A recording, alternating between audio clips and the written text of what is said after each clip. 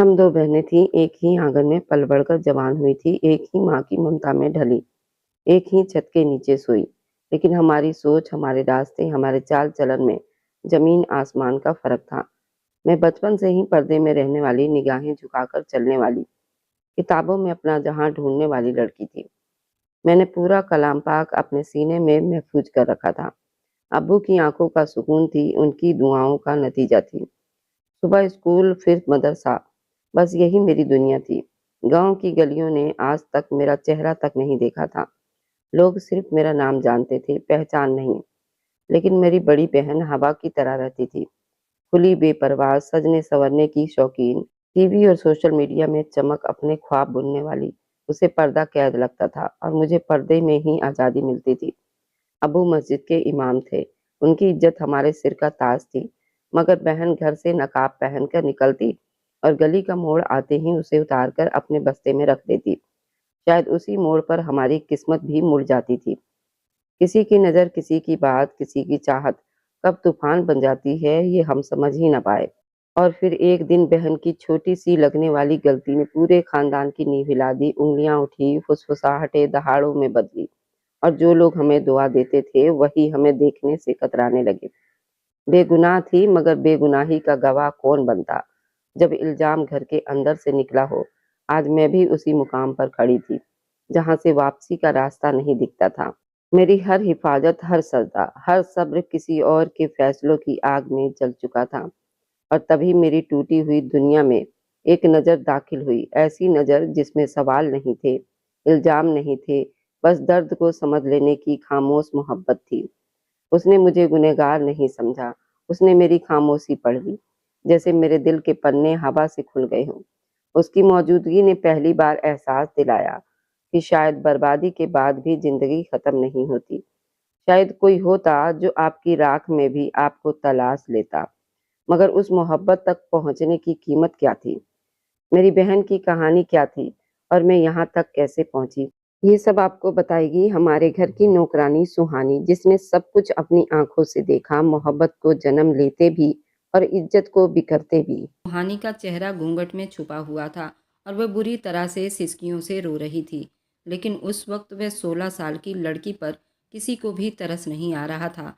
वह पूरी की पूरी कपकपा रही थी जब मौलाना साहब ने उसे तीसरी बार पूछा, सुहानी बिन्त साबिर अहमद, क्या आप खलील अहमद बिनते आरिफ के निकाह में 8,000 रुपये मेहर के साथ कबूल हैं? इस बार भी सुहानी ने इकरार नहीं किया था, लेकिन खलील अहमद के गजबनाक नज़रें साबिर अहमद पर जाकर टकराई थी, जो कि उस वक्त बुरी तरह से कपकपा रहा था। झुर्रियों से भरे चेहरे पर आंसू थरथरा रहे थे। उसने सुहानी के कंधे पर हाथ रखा और कहने लगा, तुम्हारे बाप के इज्जत का सवाल है सुहानी, कहो कि तुम्हें यह निकाह अपने बाप की इज्जत रखने के लिए कबूल है। सुहानी ने रोते हुए कहा था उसे ये निकाह कबूल है। जैसे ही निकाह कबूल हुआ, आरिफ अहमद बड़े गुस्से से खड़ा हुआ था और उसने सुहानी की नाजुक कलाई पकड़ी और उसे खड़ा किया। उससे पहले कि वो बेदर्दी से उसे अपने साथ लेकर जाता, साबिर अहमद उसके सामने आ गया और कहने लगा, देखो मेरी ये बच्ची बिल्कुल बेकसूर है, उसके साथ कोई ज्यादती मत करना। खलील अहमद कहने लगा, मेरे लिए तुम्हारी बेटी सिर्फ बदले का सामान है, इसलिए तुम मुझसे रहम की उम्मीद मत रखना। पूरी बर्बादी में जो बदनामी मुझे उठानी पड़ी है, उसका खामियाना इसे ही भुगतनी पड़ेगी। और पंचायत के फैसले को मद्देनज़र रखते हुए तुम कोई भी पूछताछ का हक नहीं रखते। तुम मुझसे अपनी बेटी के मामले में कोई सवाल नहीं करोगे। समझो कि आज के बाद तुम्हारी बेटी तुम्हारे लिए मर गई है। ये ना समझना कि उसकी विदाई हो रही है, ये समझो कि उसका जनाजा उठ रहा है। गजबनाक लहजे से कहता हुआ सुहानी की कलाई को पकड़े साबिर अहमद के घर से बाहर निकला था। अपनी जीप का दरवाज़ा खोला और सुहानी को धकेल कर अंदर गाड़ी में बिठा दिया। दूसरी तरफ से खुद बैठ गया। जीप की पिछली सीट पर उसके गार्ड बंदूक ताने बैठे थे। कुछ ही देर में गाड़ी स्टार्ट हुई और धूल उड़ाती हुई बड़ी तेज स्पीड में हवेली के तरफ बढ़ रही थी। क्या कुछ नहीं सोचा था आरिफ ने। अपना कमरा गुलाबों के फूलों से सजा रखा था, क्योंकि मनचाही लड़की को वह अपनी बीवी बनाकर लाना चाहता था। आज की रात उसने बेसब्री से इंतजार किया था, लेकिन ये नहीं पता था कि निकाह के मौके पर उसके साथ ऐसा भी हो सकता है। कोई लड़की उसके साथ इस तरह का मजाक भी कर सकती है। आरिफ के सामने कोई माइका लाल आंखों में आंखें डालकर बात नहीं कर सकता था। पूरा गांव आरिफ के गुस्से के सामने कांपने लगता था। उसकी एक दहाड़ गांव वालों के दिल को दहलाकर रख दिया करती थी। और एक मामूली सी लड़की जिसको उसने अपनी इज्जत बनाने के बारे में सोचा था, वह उसके मुंह पर जिल्लत का तमाचा मारकर जा चुकी थी। लेकिन वह कोई मामूली इंसान नहीं था जो एक लड़की के ठुकराए जाने पर अपनी बेइज्जती बर्दाश्त करता और खाली हाथ लौटता। सुहानी की सिसकियां उसे उस वक्त जहर लग रही थी। वह कहने लगा, चुप हो जाओ लड़की, क्या समझते थे तुम लोग कि तुम्हारी बहन अगर भाग जाएगी तो आरिफ खाली हाथ लौट जाएगा, पूरी बिरादरी के सामने अपनी नाक कटवाएगा। देख लो, मैं दुल्हन लेने तुम्हारे घर आया था और दुल्हन लेकर ही लौटा हूँ। आरिफ को कोई हरा नहीं सकता। ये मत भूलना कि तुम्हारी उस बहन को मैं छोड़ दूंगा, उसका ऐसा हाल बनाऊंगा, उसका अंजाम भी इतना बुरा होगा कि गांव की कोई भी लड़की दोबारा से भागने की हिम्मत नहीं करेगी। अगर कोई लड़की भागने के बारे में सोचेगी भी तो 100 बार तुम्हारी बहन के बारे में ज़रूर सोचेगी। उस वक्त सुहानी के हालात थे कि काटो तो खून ना निकले। वह बहुत ही तकलीफ से गुजर रही थी, चाहती थी अपने सिसकियों को रोक ले, अपने बहते आंसुओं को यहीं थमने पर मजबूर कर दे, लेकिन उसके बस में कुछ भी नहीं था। कुछ घंटे पहले उसने सोचा भी नहीं था कि उस पर इतनी बड़ी क़यामत भी टूट जाएगी। वह बैठी यही सोच रही थी कि उसने गलती कहाँ की थी। वह तो नमाज की पाबंद थी, पर्दा करती थी, कभी किसी गैर अजनबी को उसने नहीं देखा था और यही कोशिश करती आई थी कि कोई उसे ना देखे। फिर इतनी बड़ी ज्यादती उसके साथ कैसे हो सकती थी और क्यों हो रही थी? उसने तो कभी अल्लाह की नाशुक्री नहीं की थी, कभी कोई गुनाह नहीं किया था, बुरे नज़र की भी नहीं थी। फिर ये जल्लाद इंसान क्यों उसकी किस्मत का हिकमत बन बैठा था? गाड़ी जैसे ही हवेली में दाखिल हुई तो हवेली सजी हुई थी। अंदर ढोल की आवाज़ गूंज रही थी, क्योंकि खलील अहमद के घर की औरतें बारात के साथ नहीं गई थीं, क्योंकि उनके घर में ये रिवाज नहीं था। औरतें घर में ही दुल्हन का इंतजार करती, वहीं खुशियां मनाई जाती। सिर्फ मर्द ही जाते और बारात लेकर दुल्हन को विदा करवा कर ले आते। लेकिन जैसे ही जीप बड़ी तेजी से हवेली के अंदर दाखिल हुई, एहतराम में खड़े ढोलक वालों ने ढोल बजानी शुरू कर दी, नौकरों ने भगदड़ मचानी शुरू कर दी। जब खलील की गजबनाक दहाड़ती हुई आवाज़ पर यह सब बंद हुआ था, मौत जैसा सन्नाटा छाया था। गाड़ी में बैठी घूंघट में लिपटी हुई सुहानी पूरी कांप कर रह गई थी। आरिफ कहने लगा, बंद करो ये ढोल, मेरी इज्जत का जनाजा निकल गया, मेरे अरमानों का कत्ल हुआ है, कोई खुशियाँ नहीं मनाई जाएगी, यहाँ पर कोई फूल नहीं निछावर किए जाएंगे। सुन रहे हो तुम लोग? नौकरानियाँ अपनी सांस रोके खड़ी, यूं तो घर की औरतें कभी बाहर की तरफ झांकने की भी हिम्मत नहीं रखती थी, लेकिन उस वक्त आंगन का दरवाज़ा खुला था। दादी सर पर सफ़ेद चादर ओढ़े उस वक्त बाहर आई थी, ताकि ये पता लगा सके आखिर किस्सा क्या हुआ है। घर की बड़ी थी, बुजुर्ग थी, आरिफ की दादी थी। बाहर आई तो खलील को गुस्से से भरा हुआ देखा तो फिक्रमंद हुई थी। उससे पहले कि उनसे कुछ पूछताछ की जाती, बंगले में दूसरी गाड़ियां भी दाखिल होने लगी। आरिफ के बड़े पापा, फूफा, चाचा सभी गाड़ियों से नीचे उतर आए। तभी दादी कहने लगी, उसे किस चीज़ का गुस्सा आया हुआ है? क्या हुआ है? क्या साबिर ने तुम लोगों की इज्जत और एहतराम में कोई कमी छोड़ी है, या उस कलमुहे ने खाना ठीक से नहीं खिलाया? अरे 20 लाख की रकम भिजवाई थी मैंने कि बारातियों के इस्तकबाल में कोई कमी ना हो। जैसा पोता था वैसे ही दादी थी, गरजते हुए बोली थी। जब खलील उनके सामने आकर खड़ा हो गया, एक गहरी सांस ली और कहने लगा, माँ, इस्तकबाल में कोई कमी नहीं हुई, लेकिन लड़की भाग गई थी। ये सुना था कि दादी की रंगत उड़ गई थी। कहने लगी, ऐसे कैसे भाग गई? अरे उसने क्या अपनी मौत को दावत दी है? अगर लड़की भाग गई तो ये कौन है? जीप में बैठी हुई सुहाना की तरफ दादी ने इशारा करके पूछा। खलील कहने लगा, आपको पता है ना, आरिफ उसकी छोटी बहन से निकाह करके लाया है। ये सुना था कि दादी ने अपना हाथ अपने खुले हुए मुंह पर रखा था। कहने लगी, ये क्या गजब कर दिया आरिफ ने, मासूम 16 साल की लड़की से निकाह करके आ गया। फिलहाल औरतें और नौकरानियों को दादी ने आवाज़ लगाई और वे जल्दी से दादी की खिदमत में पेश हो गई। दादी कहने लगी, दुल्हन को अंदर ले जाओ। सुहानी यूं थी जैसे बेजान कोई पुतला हो। अपने आने वाले वक्त के बारे में सोचकर सुहानी की रूह तक कांप रही थी कि पता नहीं उसके साथ आरिफ क्या सलूक करेगा। नौकर के साथ वह कदम उठाती हुई हवेली के अंदर दाखिल हुई थी, जहां घर के और सारे औरतें मौजूद थी। अपने नकाब के अंदर उस आंगन में लगी तेज रोशनी में सबके चेहरे कुछ धुंधले धुंधले से नजर आ रहे थे। सब औरतें हैरानी की तस्वीर बनी खड़ी थी। इतनी बड़ी हिम्मत कोई लड़की कैसे कर सकती थी, जिसे आरिफ अहमद ने इज्जत देनी चाहिए, वह उसे ठुकरा कर घर से भाग जाए। घर से भाग जाने का उसने सोचा तो सोचा कैसे? इतना बड़ा कदम उठाए कैसे? वह भी साबिर अहमद की बेटी ने, जो कि गांव की मस्जिद के इमाम की बेटी थी। उसकी दूसरी बेटी आरिफ की घर की इज्जत बनकर आई थी। कोई भी उसे इज्जत देने के लिए तैयार नहीं था, लेकिन दादी ने कहा कि बड़ी बहू उसे मेरे कमरे में छोड़ कर आओ, मेरे कमरे में रहेगी। अभी दादी की बात पूरी नहीं हुई थी जब आरिफ की दहाड़ती हुई आवाज़ पूरी हवेली में गूंजी थी। वो कहने लगा, नहीं दादी, ये आज की रात मेरे कमरे में जाएगी और इस मामले में मैं किसी की बात नहीं सुनूंगा। दादी का लहजा भी बुलंद हुआ था। वह कहने लगी, आरिफ, तुम भूल रहे हो कि तुम किसके सामने खड़े हो और किसकी बात काट रहे हो। आज तक तुम्हारे बाप और चाचा की हिम्मत नहीं हुई कि मेरे सामने नज़रें उठाने की, और तुम मुझसे ऊंची आवाज़ में बात कर रहे हो, मेरी बात से इनकार कर रहे हो।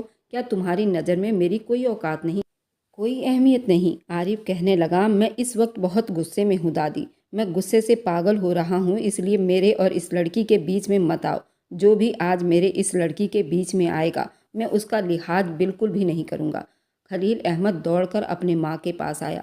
वह गुस्से में भरी हुई थी। उसने माँ का हाथ पकड़ा, उनको कमरे में ले गया। कहने लगा, माँ, आप इस वक्त शेर के मुंह में हाथ देने के बारे में ना सोचो। इसे होश नहीं है, बहुत जिल्लत बर्दाश्त की है उसने पूरी बरादरी के सामने।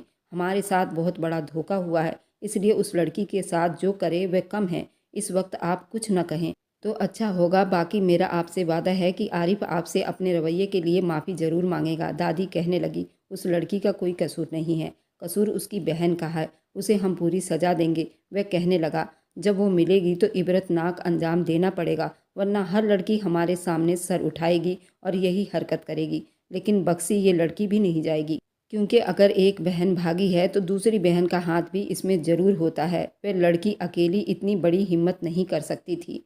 खलील अहमद की बात सुनकर दादी कहने लगी, तुम्हें पता है तुम किसके बारे में बात कर रहे हो? ये मौलवी साबिर की बेटी है। छोटी बेटी हाफिज़े कुरान है, पर्देदार लड़की है। मैं जानती हूँ ये ऐसी नहीं है। उसकी बड़ी बेटी वैसी थी, वह अपने बाप की एक नहीं सुनती थी। मुझे तो वह शुरू से ही पसंद नहीं थी, लेकिन आरिफ की ज़िद्दी की वजह से मैं चुप हो गई थी। खलील कहने लगा, माँ, आप आराम करो, आप बीपी हाई ना करो, हम सब हैं ना, संभाल लेंगे। बाहर आंगन में खड़ी घूंघट निकाले सुहानी की सिसकियाँ हवेली की सारी औरतें सुन रही थी। फिर बड़े नागवारी अंदाज से बड़ी बेगम ने उसके हाथ की कलाई पकड़ी, उसे आरिफ के कमरे में ले जाने लगी। एक एक कदम सुहानी पर भारी बीत रहा था। पता नहीं वह आदमी उसके साथ क्या सलूक करेगा, उसके साथ कैसे पेश आएगा। वह कुछ भी तो नहीं जानती थी। उसका दिल उस वक्त जोर जोर से धड़क रहा था। डर के मारे उसकी रूह तक कांप रहा था। जब उसे एक बहुत बड़े कमरे में ले जाकर बिठा दिया गया, गुलाबों की खुशबू उसके नाक से टकरा रही थी। चादर की दूसरी तरफ से गुलाब ही गुलाब नजर आ रहे थे। जानती थी कि आज कमरे की सजावट उसकी बहन के लिए की गई थी। बड़ी बेगम उसे कमरे में बिठाकर चली गई और सुहानी की हालत उस वक्त ये थी जैसे उसकी जान निकल जाएगी। वह ये सोच भी नहीं सकती थी उसकी बहन तराना उसे इस हाल में पहुंचा देगी। वह अपनी बहन से बहुत मोहब्बत करती थी। दोनों बहनें एक दूसरे से अपनी हर बात शेयर करती थी। बचपन से ही ये दोनों बहुत अच्छी दोस्त थीं, जबकि उससे तराना 6 साल बड़ी थी, इसलिए आपस में बहुत प्यार मोहब्बत था। साबिर अहमद ने अपनी बेटियों से बहुत मोहब्बत की थी। ये लोग ज़्यादा अमीर नहीं थे, ज़िंदगी गरीबी में ही काटी थी, लेकिन फिर भी कभी बेटी की पैदाइश पर नाशुक्री नहीं की थी, क्योंकि जानते थे बेटी की परवरिश करना, उनसे प्यार मोहब्बत से पेश आना उन्हें जन्नत में ले जाएगा। बेटा ना होने पर कभी भी लड़ाई झगड़ा नहीं हुआ था। साबिर बहुत अच्छे इंसान थे, लेकिन तराना और सुहानी में बहुत फ़र्क था। सुहानी को शुरू से ही कलाम पाक पढ़ने में बहुत लगाव थी। यही वजह थी वो बहुत जल्दी हाफिज़े कुरान करने लगी। लेकिन तराना को जल्दी कलाम पाक याद नहीं होता था, क्योंकि वह ध्यान ही नहीं देती थी। उसकी दिलचस्पी दूसरे चीज़ों में बढ़ती जा रही थी। उसके घर में टीवी तो नहीं था, फिलहाल पड़ोस में मौजूद था, इसलिए अपने पापा से नज़रें बचाते हुए वह सहेली से मिलने का बहाना करके पड़ोस में चली जाती। वहां जाकर टीवी पर सीरियल देखती और घर आकर अपनी सारी बातें सुहानी को बताती। तुम पूरा दिन मदरसे में गुजार देती हो, तुम्हें क्या पता कि दुनिया क्या है। वह कहती, मुझे नहीं जाना, मुझे कलाम पाक पढ़ने में ही सुकून मिलता है। बहुत कम उम्र में सुहानी ने कलाम पाक हाफिज कर लिया था और नमाज भी पाबंदी से पढ़ा करती थी। उसके बाद स्कूल में भी दाखिला ले लिया था, लेकिन जैसे ही उसने 10वीं की, उसने नकाब पहनना शुरू कर दिया था। कहती थी, मुझे पर्दा करना अच्छा लगता है। फिर घर का माहौल भी था, इसलिए अपनी माँ को देखा करती थी, उसने नकाब भी पहनना शुरू कर दिया था। फिलहाल तराना इन चीज़ों से बहुत चिढ़ती थी। बाहर जाते हुए वह भी नकाब पहनती थी, लेकिन स्कूल जाते हुए नहीं। पहना करती थी। ये खूबसूरत बहुत थी। एक बार सुहानी स्कूल से वापस आई, उसका कमरा बंद था। घर के अंदर बस 2 ही कमरे थे और एक ड्राइंग रूम था। एक कमरा उसके माँ बाप का था और एक दोनों बहनों का। उसने दरवाजे पर दस्तक दी क्योंकि थकी हुई स्कूल से आई थी, कपड़े भी बदलने थे। दरवाज़ा बड़ी देर के बाद तराना ने खोला था। जब खोला तो चेहरे पर मेकअप लगा हुआ था। ये देखकर सुहानी बहुत हैरान हुई। कहने लगी, बाजी ये क्या है? क्या आप कहीं जा रही हैं? कहने लगी, अगले हफ्ते मेरी सहेली की शादी है, इसलिए मेकअप करने की प्रैक्टिस कर रही थी। लेकिन तुम्हें पता नहीं, एक पल के लिए चैन नहीं है। दरवाजे को तो यूं पीट रही थी जैसे कि पता नहीं क्या हो गया है। सुहानी जब कमरे के अंदर आई, बड़े डिजाइनर और स्लीवलेस कपड़े पड़े हुए थे। सुहानी कहने लगी, बड़ी बाजी, आपको तो अब्बू ऐसे कपड़े नहीं लाकर देते, ये कपड़े कहाँ से आए? तराना कहने लगी, मेरी सहेली के हैं, क्योंकि मैं जानती हूँ अब्बू को तो हमारी कोई परवाह नहीं है। पता है तुम्हें, वह मुझे शहनाज ने दिए हैं। कह रही थी कि मेरी तो शादी होने वाली है, अब मैं ये कपड़े नहीं पहनूंगी। तराना बड़ा खुश होकर बता रही थी। कहने लगी, उसके अब्बू ने मेहंदी में शादी ढोलक सब रखे हुए हैं। हमारे अब्बू तो कहते हैं सादगी से शादी करके अपनी बेटियों को विदा करो। भला ये भी कोई बात हुई? शादी तो ऐसे मालूम ही नहीं होती। सुहानी कहने लगी, सच में ये सारी रस्में फिजूल की हैं, इन पर पैसा खर्च क्यों करें? तराना ने उसके सामने हाथ जोड़ लिए। कहने लगी, तुम बस चुप रहो, अब्बू की चमची हो। तो वह कहने लगी, तुम चलोगी मेरे साथ शादी में? सुहानी कहने लगी, मेरे तो पेपर हैं, मैं नहीं जाऊंगी। सुहानी के 10वीं के पेपर थे। जब वह 6 साल की हुई तो हाफिजे कुरान पूरा मुकम्मल कर चुकी थी, इसलिए क्लास में सबसे बड़ी थी। फिलहाल शादी की रस्में भी शुरू हो गई। तराना तैयार होकर बुर्का पहन कर जाती थी, इसलिए किसी को पता नहीं चलता था उसने क्या पहना हुआ है और कैसी लग रही है। उसकी माँ कहती थी कि जल्दी आना। वह जानती थी कि तराना की शहनाज से बहुत अच्छी दोस्ती है, इसलिए उसे ज़्यादा रोक टोक नहीं था। साबिर अहमद ने भी बेटियों पर बेवजह पाबंदी नहीं लगाई थी, हाँ, लेकिन कभी इतनी छूट भी नहीं दी थी। तराना शहनाज की मेहंदी पर ढोलक के ताल पर अपनी सहेलियों के साथ नाच रही थी। धीरे धीरे उसकी सारी सहेलियाँ पीछे होकर खड़ी हो गई, लेकिन उसे जरा भी होश नहीं था। पहले तो सारी औरतें आंगन में मौजूद थी, हल्ला गुल्ला चल रहा था, लेकिन उसके बाद सब औरतें एक एक करके खड़ी हो गई थीं, क्योंकि गांव के जमींदार का बेटा शहनाज के मेहंदी पर दावत में आया था।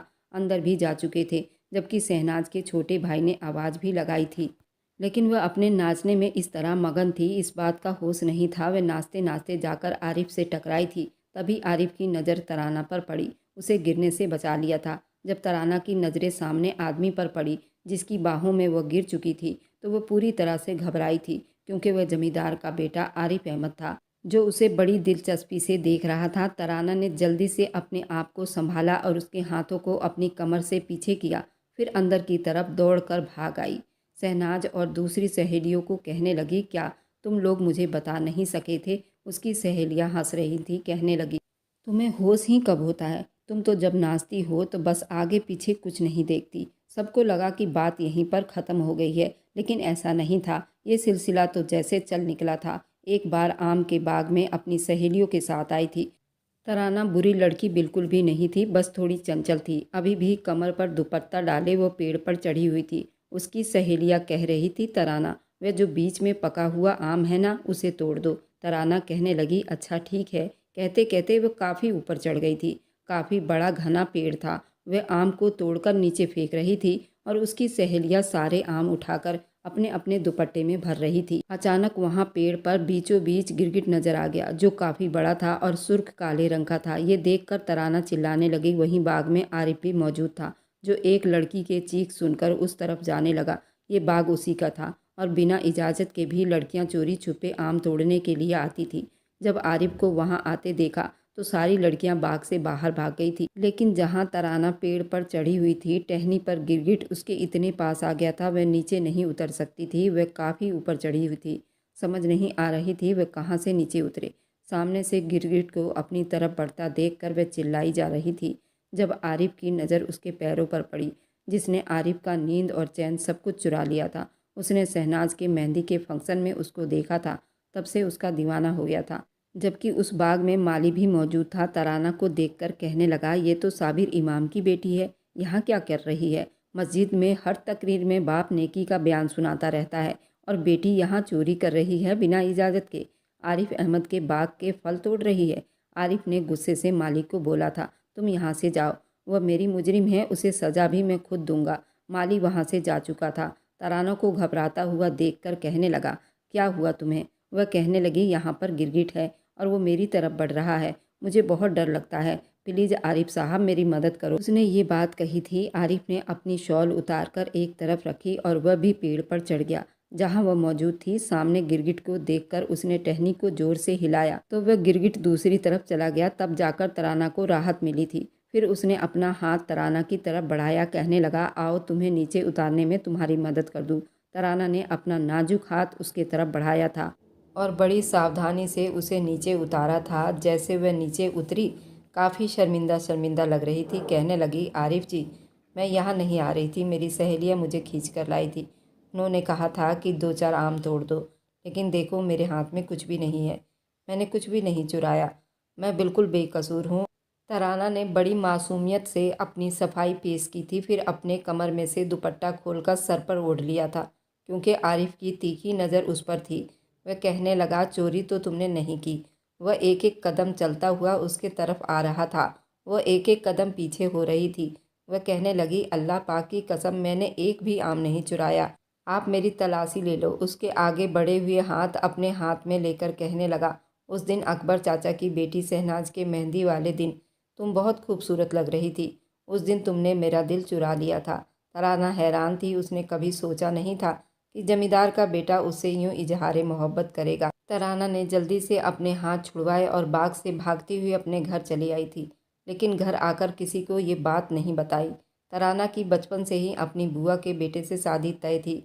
उसे अपना मंगेतर पसंद भी था। दोनों एक दूसरे को पसंद करते थे, लेकिन आरिफ को जैसे वह लड़की भाग गई थी। ऐसा कैसे मुमकिन था? वह उसे छोड़ देता। वैसे भी अपने घर में वह बड़ा था। दादी के बाद उसकी बात को अहमियत दी जाती थी, क्योंकि वो बहुत जल्दी उसने गांव के पंचायत और ज़मीनों का काम संभाल लिया था। अब तो जैसे ये सिलसिला चालू हो गया था। जहाँ भी आरिफ तराना को आते जाते देखता, अपनी गाड़ी रोक लेता।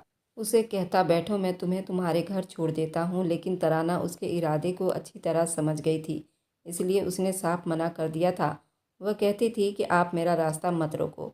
वह कहने लगा, क्या करूँ, दिल के हाथों मजबूर हो गया हूँ।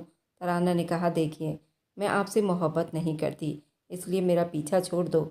आरिफ कहने लगा, तुम शादी के बाद मुझसे प्यार करना, क्योंकि मैं जल्दी तुमसे शादी करने वाला हूँ और अच्छी बीवियाँ शादी के बाद ही अपने शौहर से मोहब्बत करती हैं। तराना ने गहरी सांस ली और डरते हुए आरिफ के सामने हाथ जोड़कर कहने लगी, देखो मेरी बात गौर से सुनो।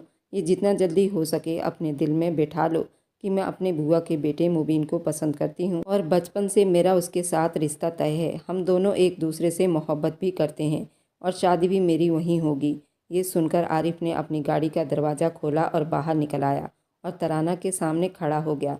वह कहने लगा, क्या कहा तुमने? तराना उसके गजबनाक लहजे को सुनकर कुछ घबराई थी। वह कहने लगा, जो चीज़ आरिफ को पसंद आ जाए फिर वह उसी की हो जाती है। आज ही मेरे अब्बू और मेरे चाचा तुम्हारे घर रिश्ता मांगने गए हैं। तुम्हारे बाप को कैसे इस रिश्ते पर राजी करवाना है मैं बहुत अच्छी तरीके से जानता हूँ। जब तुम मेरी दुल्हन बनकर मेरे घर आओगी तो तुम अपने दिल से अपने कज़न की मोहब्बत को निकाल कर फेंक देना। बर्दाश्त नहीं करूँगा कि मेरी बीबी के दिल में कोई और बसता हो। तराना कहने लगी, ये क्या ज़बरदस्ती है? मैं आपसे शादी नहीं करूँगी। उससे आगे कुछ कहती आरिफ उसके मुंह पर हाथ रख चुका था। वह कहने लगा, तुम्हारा इनकार तुम्हारे घर वालों को तबाह बर्बाद करके रख देगा। सोच समझ कर बात करो कि तुम बात किसके साथ कर रही हो। मैं गांव का कोई और नौजवान नहीं, मैं इस गांव का सरपंच और जमींदार का बेटा हूं और खुद मुखिया भी हूं। और ये कहकर वह दोबारा गाड़ी में बैठकर धुआं उड़ाता हुआ वहां से जा चुका था। तराना सही मायने में अब परेशान हो गई थी। आरिफ ने सिर्फ कहा नहीं था, वह शाम को ही उसके माँ बाप और अकबर चाचा के घर मौजूद थे। तराना कमरे में बैठी उंगलियां चटका रही थी। वो बेहद परेशान थी और सुहानी उसको देख रही थी। वो कहने लगे, बाजी क्या हुआ, क्यों परेशान लग रही हो? लेकिन उसने कुछ नहीं बताया। कुछ देर के बाद ही उसके माँ बाप कमरे में आए और कहने लगे कि जमींदार अपने बेटे का रिश्ता तुम्हारे लिए मांग रहा है। तराना ये सुनकर खड़ी हो गई, कहने लगी, अब्बू आप जानते नहीं हैं, मेरा रिश्ता मुबीन से आपने बचपन में ही तय कर दिया था। मैं मुबीन के अलावा किसी और से शादी नहीं करूँगी। ये सुनकर साबिर अहमद ने कहा कि मैं मना कर चुका था, लेकिन वे लोग धमकियां दे रहे हैं कि ज़मीन वापस ले लेंगे, ये घर वापस ले लेंगे, हमारा जीना दूभर कर देंगे। मैंने तो कभी तुम लोगों को बिना पर्दे के बाहर नहीं निकलने दिया। कैसे जमींदार के बेटे की नज़र तुम पर पड़ गई? ये बात सुनकर तराना की नज़रें झुकी थी। फिलहाल गलती तो उसने की थी, घर से नकाब पहनकर जाती थी और बाहर निकाल देती थी, और आज उसके बेपर्दा नहीं उसे ये वक्त दिखाया था। उसने हाथ जोड़कर अपने बाप के सामने कहा, अब्बू, मुझे आरिफ से शादी नहीं करनी। लेकिन साबिर अहमद मजबूर थे। वे कहने लगे, मैं बेघर हो जाऊंगा। तुम दोनों के पैदाइश पर मैंने अपना खेत और ज़मीन सब गिरवी रख दिया है। जो जमींदार के पास पड़ा हुआ है उसने अब तक कोई ब्याज नहीं लिया, लेकिन वे अब सब कुछ हमसे छीन लेगा। अब तक तो वह मुझे मस्जिद का इमाम होने के नाते कुछ नहीं बोल रहा था, लेकिन अब नहीं बख्शेगा। इसलिए तुम्हें शादी यहीं करनी पड़ेगी। दोनों मियाँ बीबी आंसू साफ कर रहे थे। तराना रोने लगी, लेकिन अब कोई फ़ायदा नहीं था, क्योंकि जमींदार खलील अहमद अपने बेटे से उसका रिश्ता तय करके गया था। लेकिन जैसे ही ये खबर मुबीन और उसके घर वालों तक पहुंची, वे साबिर के घर आ गए। कहने लगे, भाई साहब, आपने बचपन से ही बच्चों का रिश्ता तय किया हुआ था और फिर एकदम से मना कर दिया। मुबीन अपने माँ बाप के साथ आया था। साबिर कहने लगे, मैं भी बहुत मजबूर हूँ। तुम जानते हो ना, जमींदारों के सामने हम जैसों की नहीं चलती, और मैं नहीं चाहता मेरी बच्ची की बदनामी हो जाए, क्योंकि ये लोग उसे बदनाम कर देंगे। मेरे मना करने पर मेरी ज़िंदगी जहन्नुम बनाकर रख देंगे। मैं बहुत परेशान हूँ। मुबीन के माँ बाप को तो समझा दिया, लेकिन मुबीन अपनी मोहब्बत से हाथ धोना नहीं चाहता था। इसलिए कब उन दोनों ने भाग जाने का प्लान बना लिया, किसी को कानो कान खबर तक नहीं हुई। शादी वाले दिन दोपहर को उसने अपना कमरा बंद कर लिया था। कहने लगी, मैं खुद तैयार हो जाऊंगी। लेकिन उसके कमरे की खिड़की पिछली तरफ भी खुलती थी, जहाँ से मुबीन उसे लेने के लिए पहुँच गया था। वे दोनों भाग चुके थे।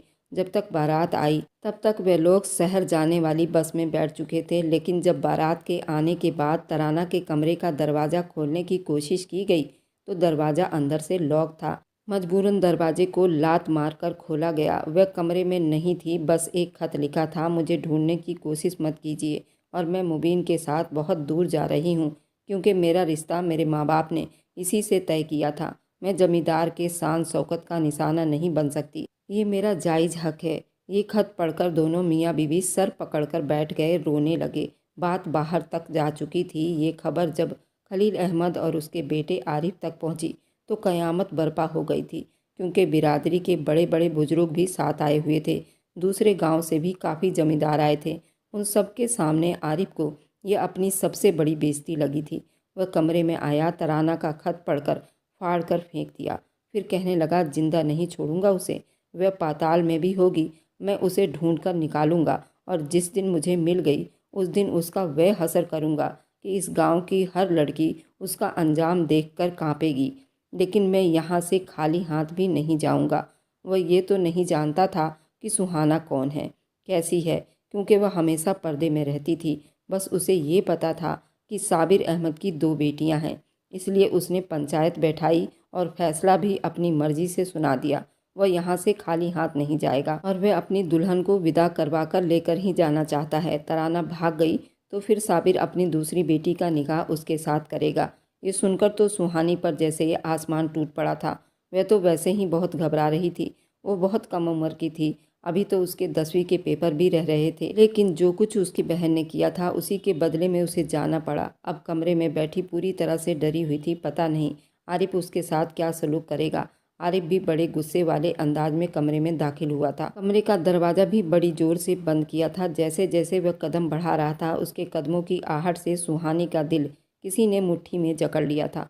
वह जैसे ही बेड पर उसके सामने बैठा, सुहानी सिमट गई थी। आरिफ बड़े गुस्से में बोला, आज की रात तुम्हारे साथ गुजारने के बाद मैं तुम्हें कल सुबह तलाक दे दूंगा, ताकि तुम्हारे घर वालों को मालूम हो बदनामी किसे कहते हैं। ये कहकर आरिफ ने बड़ी बेदर्दी से सुहानी की चादर पीछे हटाई थी। बहन की शादी थी, इसलिए सुहानी ने पिंक रंग का सूट पहना हुआ था, जबकि जानती थी बहन नाखुश है, लेकिन ये भी पता था कि वो पर्दा नहीं करती थी। सुहानी के रोने से उसके आंखों का काजल फैल चुका था, लेकिन उसके हुस्न को और भी क़यामत बना चुका था। बड़े गुस्से से आरिफ ने पहली नज़र उस पर डाली थी, लेकिन फिर नज़रें हटाना भूल गया था। वह बहुत कम उम्र की लड़की थी जो उस वक्त डरी सहमी उसके सामने बैठी थी। डर के मारे सुहानी ने अपनी दोनों आंखें बंद कर ली थी। उसके होंठ भी कांप रहे थे। बड़ी हैरानी से आरिफ सुहानी को देख रहा था, जो कि साथ साथ मासूम भी थी और कम उम्र की भी थी। उसकी आंखों से आंसू बह रहे थे। आरिफ ने जब उस लड़की को कांपते हुए और पीली पड़ते हुए देखा तो अपने गुस्से पर कंट्रोल करके वो पीछे हटा और कहने लगा, जाओ जाकर अपने कपड़े बदलो और सोफे पर जाकर सो जाओ।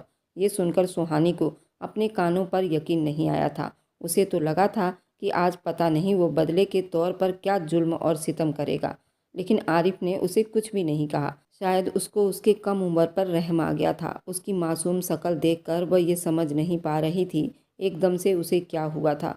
सुहानी जल्दी से उठी और अलमारी में रखे हुए आम से कपड़े को पहन लिया। अपनी उस पिंक सूट को अलमारी में रख दी थी। तब तक आरिफ बेड पर लेट चुका था, आंख भी बंद कर चुका था। सुहानी ने धीरे से तकिया उठाया, सोफे पर जाकर लेट गई। लेकिन दिसंबर का महीना था, सर्दी बहुत ज़्यादा थी और कंबल एक ही था जिसे आरिफ लेकर सो चुका था। उसमें इतनी हिम्मत नहीं थी कि अपने लिए उसे कंबल या रजाई मांगती, इसलिए चुप से सोफे पर लेट गई। लेकिन रात को सर्दी के मारे उसे नींद नहीं आ रही थी। काफ़ी देर जागती रही। जब कुछ ना बन पड़ी तो अपनी वही शादी वाले सूट की चुन्नी अलमारी से निकालकर अपने ऊपर ओढ़कर सोने की कोशिश करने लगी। कुछ ही देर में वह सो चुकी थी। रात को न जाने कौन सा पहर था जब आरिफ की आंख खुली। उसने करवट बदली और आंखें खोलकर देखा, सुहानी सोफे पर सो रही थी, वह भी अपना दुपट्टा ओढ़कर। शायद सर्दी की वजह से ये देखकर उठकर बैठ गया। पहले तो दिल में ख्याल आया कि अलमारी के तीसरे खाने में रखा हुआ कंबल उस पर डाल दूँ, लेकिन फिर तराना का ख्याल आया तो गुस्सा आने लगा। ये भी उसकी बहन है, फिर वह उस पर क्यों रहम खाए, जिसकी बहन ने सारी बिरादरी में उसकी नाक कटवा दी थी। अच्छा ही है सर्दी से कांपती रहे। दोबारा से कंबल ओढ़कर सो गया और दूसरी बार उसकी आंख कलामे पाक की तिलावत पर खुली थी। उसने आंखें खोलकर देखा तो सुहानी जाए नमाज बिछाकर आंखें बंद किए कलामे पाक की तिलावत कर रही थी। ये सुनकर वह उठकर बैठ गया। सुहानी की आंखों से आंसू बह रहे थे। वह सूरे यासीन की तिलावत कर रही थी। वह काफ़ी अच्छे से पढ़ रही थी। उसकी आवाज़ भी बहुत प्यारी थी। पहली बार ऐसा हुआ कि आरिफ जो बड़ी तवज्जो और दिलचस्पी से सुन रहा था। जैसे ही सुहाना ने सूरो यासीन की तिलावत ख़त्म की और दुआ मांगी, जा नमाज तय करके रख कर खड़ी हो गई। लेकिन सामने बेड पर टेक लगाकर उसने जब आरिफ को देखा तो नज़र झुका गई थी।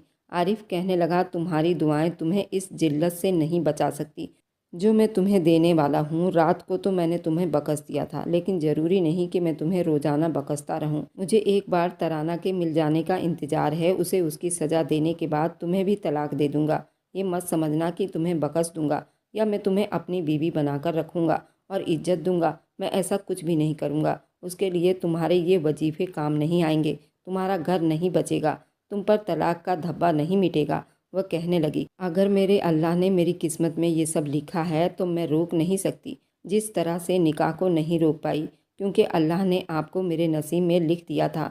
मैं चाह कर भी इनकार नहीं कर सकती थी और ना ही आप कर पाएंगे।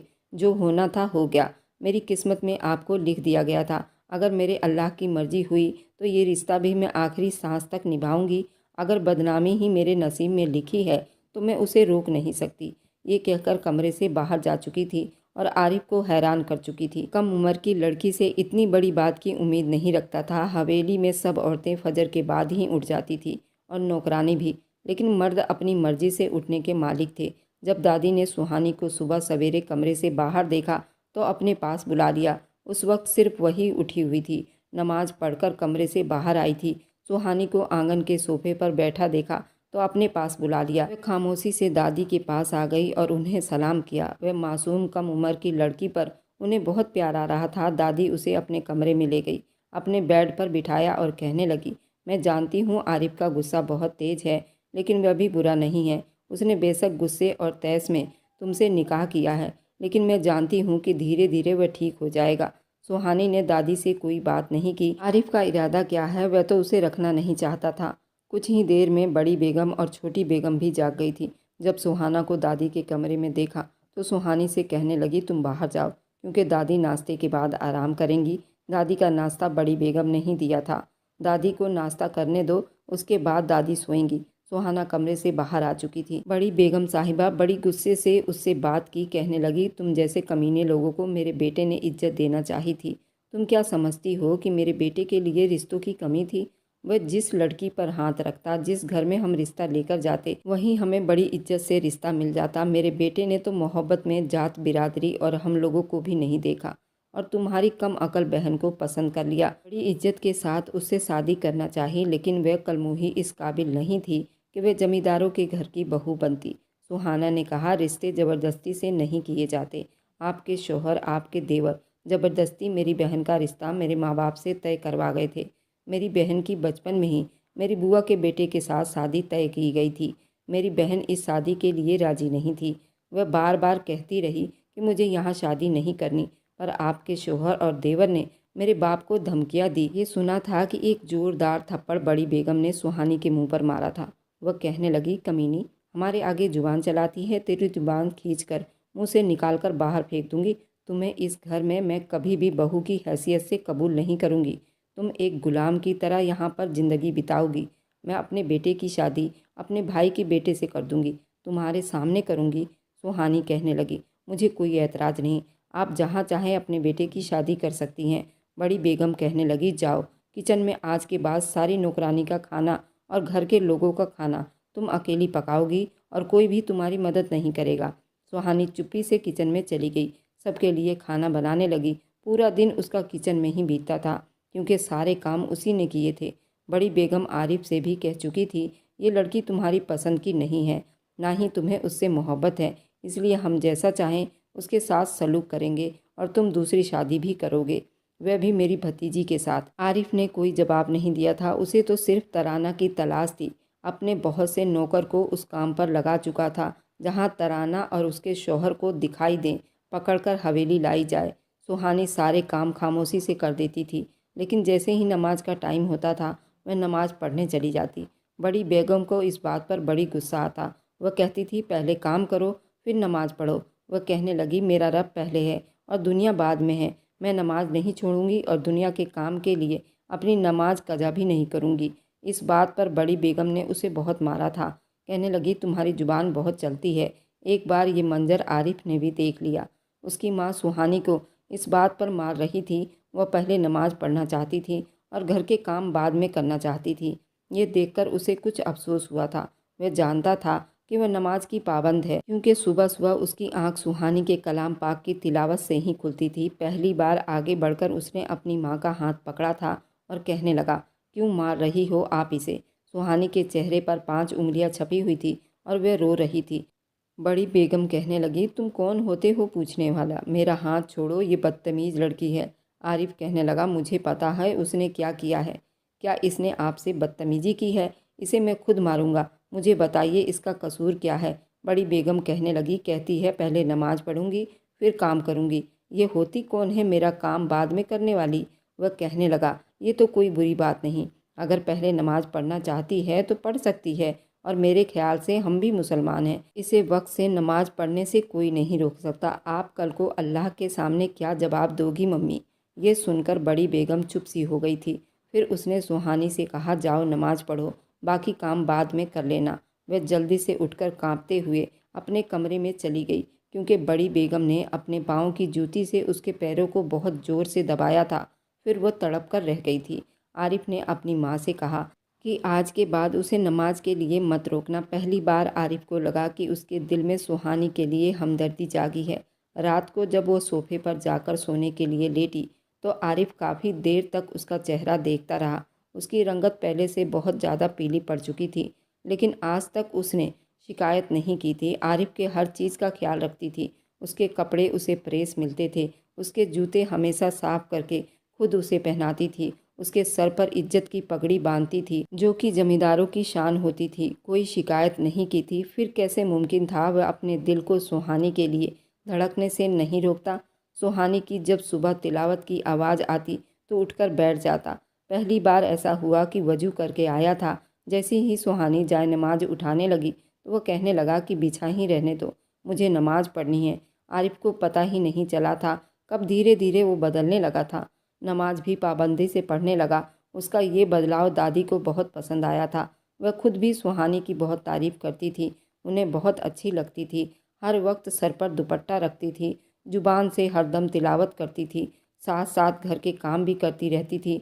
2 महीने बीत चुके थे, लेकिन अब आरिफ का दिल पूरी तरह सुहानी की तरफ हो चुका था। इसलिए एक रात उसने बड़ी इज्जत से अपने बेड पर लिटाया था और बड़ी मोहब्बत से निकाह के हक मेहर के रिश्ते को निभाया था।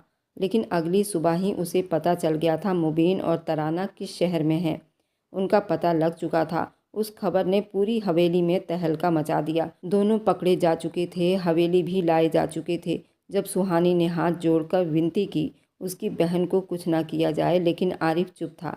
जैसे ही तराना और मुबीन को आरिफ के पाँव में लाकर फेंका गया तो मुबीन उसके सामने हाथ जोड़ने लगा, कहने लगा, खुदा की कसम, इसमें हमारी कोई गलती नहीं, सिवाय हमने अपना जायज़ हक इस्तेमाल किया है। आरिफ ने मुबीन का हाथ पकड़ा तो तराना को लगा कि जैसे वह उसकी जान ले लेगा, उसे मार डालेगा। लेकिन वह कहने लगा, मैंने तुम दोनों को माफ़ किया। तुम लोग इस गांव में रह सकते हो, मुझसे छुपने की ज़रूरत नहीं।